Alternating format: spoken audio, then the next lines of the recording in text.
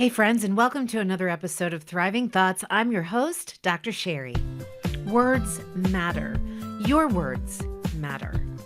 And far too often in my career as a clinical psychologist, and even now, I've heard people use a word that becomes predictive of their quality of life without them even knowing it. And that word is the word my, M-Y. You know, my dog, my house, my car, my life. How about these? My anxiety, my depression, my situation, my fear, my anger, problem, right? My problem. So what's the big deal? Why does it matter if I say my anxiety? Well, anxiety is a feeling. Unfortunately, it's become a word, a diagnostic label, as it were, and for many of us, it's a self-imposed label, but it's become a label to define the way we process information, the way we process our feelings. How we process our feelings, our thoughts. We all have certain tendencies, for sure, from the womb. And we all develop habits, thought habits. You guys have stuck around for any length of time. You know this is what I talk about. Your thoughts are merely habits. And yes, you do have the power to change them, even when it comes to things that we have turned into big, giant, scary things that really aren't big, giant, scary things, but we've made them big, giant, scary things. Even when it comes to things like anxiety and depression. You see, we've turned those into a noun as if they are some living, viable, breathing, coming for you source that's outside of you, and you have zero influence over it. You have no power over it. It has all this power over you. For many of you, this may be new to hear. You may have been told throughout your life that your anxiety or your depression is something you are going to have to deal with. You're going to struggle with. Yes, I've heard professionals say that word to people, say this prediction, speak this over people's lives, that yes, you're going to struggle with this for your entire life. Well, my friends, that is What is true is that as you believe, so shall you be. So if you believe that you are going to struggle with something for the rest of your life, if you really believe that, and that's not a judgment, it's just, is that what I'm telling myself? Is that the thought that I have believed all of this time, that this thing, my anxiety, my depression, has all of this power over me? If that's what you believe, then you are going to live a life that struggles. You're going to live that life that you feel like you're just surviving. From time to time, you're going to live a life that says my anxiety or my depression dictates what I can and what I can't do. It's to blame for what I do or don't do. It's to blame for my relationship problems. It's to blame for my career or my work problems.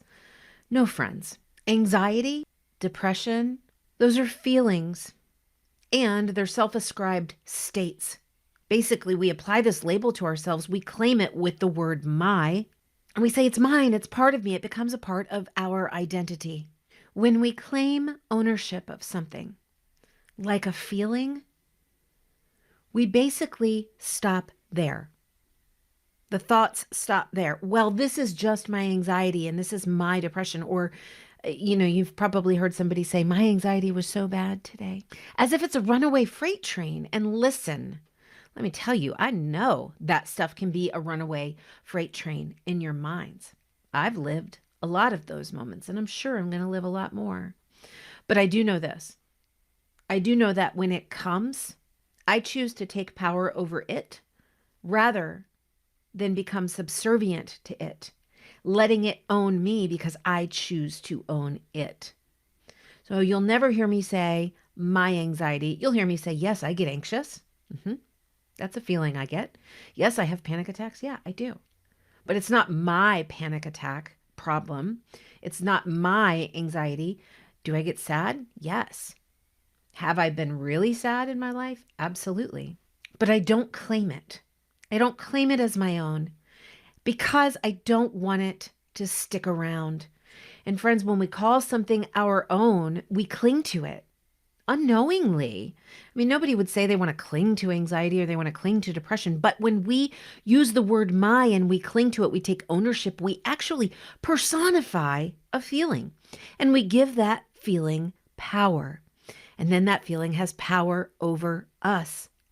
We start to make excuses for why we can or can't do something because we've elevated that feeling to a seat of authority in our lives. And here's the truth. Whatever you choose to belong to you, whatever you choose to own, there's a key word here. I want you to listen to that repetitive word I'm saying. Whatever you choose to be a part of your life, whatever you choose to be a part of your identity, it is your choice. The common word in each of those statements that I just said was choose.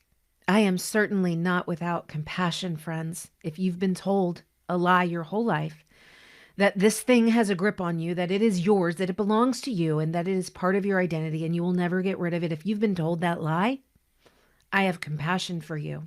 And it's not easy to stop believing that lie, but it is possible.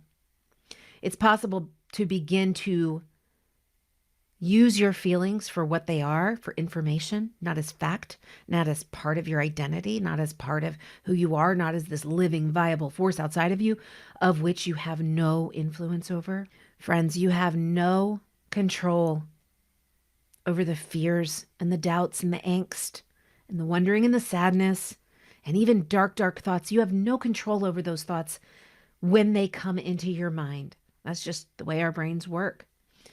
Sometimes, though, we have nurtured and we've owned and we've possessed for so long a thought that it becomes a part of us, and we start to believe it as truth. We start to believe that this is my lot in life. This is as good as it gets. This is what I have to look forward to. There is an alternative. You have 100% control over what you do with the thoughts when they arrive. You don't have to invite them in for a cup of coffee and say, "Oh, anxiety, tell me more about how much I can't function. Tell me more about how this event in my life is going to blow me over. Tell me more about how weak I am." We don't have to do that. We don't have to invite depression to the table for a cup of tea or for a glass of wine and say, "Tell me more about how miserable my life is. Tell me more about how nobody cares about me. Tell me more."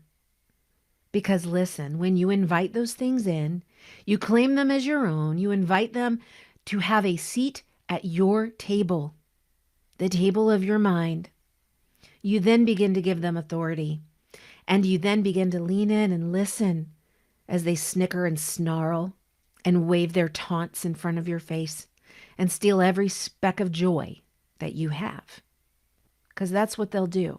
You might think you own your anxiety or your depression, but the problem is that eventually you turn over all authority to those thoughts and feelings. You no longer say, "Oh, there you are again, anxiety. I see you." But no, you're not allowed to have a seat at the table. You see, it's about recognizing your feelings. It's about exercising a different thought habit in response to that than the one that you've known and used maybe for your entire life. I invite you to use that simple strategy. Just try it. Instead of going, "Oh no, there's my anxiety. Oh no, I don't know what I'm going to do. Oh my goodness, I'm so nervous. Oh my goodness, I feel like I'm going to die. Oh my goodness, my heart is beating out of my chest," right? I know those feelings. I know those thoughts. Instead, we say, "There you are again. I see you. You're allowed to come knocking, but you're not allowed to come in. You're not allowed to have any authority or dominion in my thought world." That takes daily effort, my friends, and you can expect to fall off the thought wagon, as it were, the thriving thought wagon. But I encourage you to lean into that posture, to feel the burn, to let it work, to let that muscle that maybe you never even knew you had, let it begin to strengthen. And yeah, it's going to hurt in the process because you're doing something different. But John C. Maxwell said, if you want something different in your life, you have to do something different. So my friends, look at your life right now. Your anxiety, as you might call it, your depression, as you might call it. You would use the words my anxiety, my depression. Do you want them to be yours? If you fast forwarded 365 days onto February 19th of 2022, do you still want what you refer to as your anxiety and your depression to have a seat at your table? If you don't, then it's time to change the thoughts that you believe about depression and anxiety. It's time to give up ownership. In fact, it's time to disown anxiety and depression. Recognize them for feelings that they are. Recognize that they have no authority, and recognize that you have the power to open the door and invite them to the table, or to simply recognize them and tell them to stay put. That literally is one simple strategy you can start using right now. It's worked for me, but you can't try it once and say, well, that didn't work. You have to be willing to try this new thought habit every single time until you're exhausted. That's the level of work that it takes for you to go from my anxiety to, oh, there's anxiety again. It's going to take concerted, consistent effort from you, my friends. That's why I'm here. This is last call, at least on the podcast, for my Thought Warrior 33-day basic training, thought transforming program.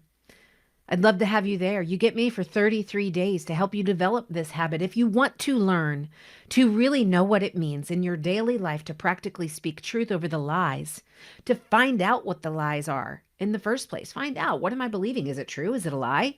Have I been told wrong? Am I believing the wrong thing? In a lot of cases, we are. How do you speak truth over that in the moment, in those really dark alone space moments where it's really, really hard?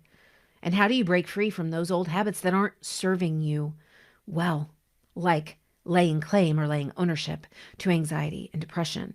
It starts Monday, February 22nd. Hey, just email me, drsherryspeaks@gmail.com, or you can message me on Instagram at dr.sherryspeaks, or you can visit my Facebook shop and you can register right there and get all the details of the program at dr.sherry. Are you ready to change the lies you've believed? Are you ready to put in the work? Are you ready to feel the burn?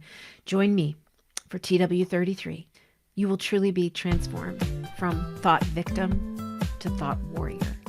Also, my friends, if you want to be a part of my Thriving Thoughts texting community, all you need to do is text the word THRIVE, THRIVE, to 540-369-2139, and you'll get 3 text messages per week from me straight to your inbox. And yes, you do get the opportunity to engage with me there.